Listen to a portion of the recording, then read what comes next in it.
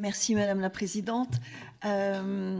Mesdames les rapporteurs, mes chers collègues, je prends aujourd'hui la parole au nom du groupe Les Démocrates pour exprimer notre plein soutien à cette proposition de résolution européenne. Alors que la recherche scientifique occupe une place grandissante dans le budget européen et que le programme Horizon Europe bénéficie aujourd'hui de 100 milliards d'euros, son potentiel reste pourtant encore sous-estimé.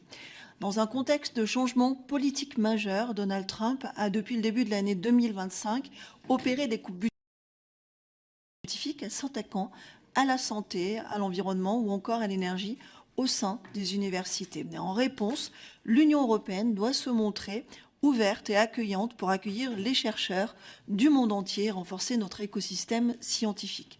L'annonce d'un investissement de 100 millions d'euros supplémentaires pour attirer les chercheurs étrangers, notamment américains, en marge de la conférence Choose Europe for Science à la Sorbonne, montre la voie à suivre.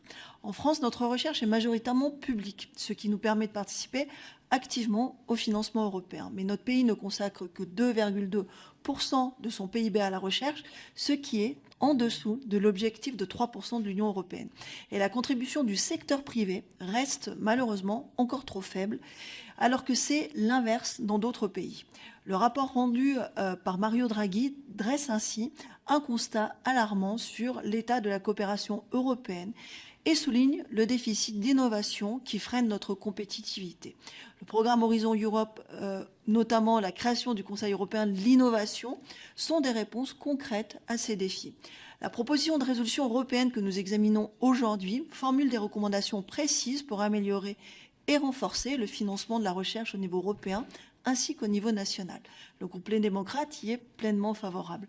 Nous sommes convaincus que les financements doivent se poursuivre et augmenter afin de garantir une souveraineté européenne et française en matière de recherche. Les investissements d'aujourd'hui sont les économies de demain.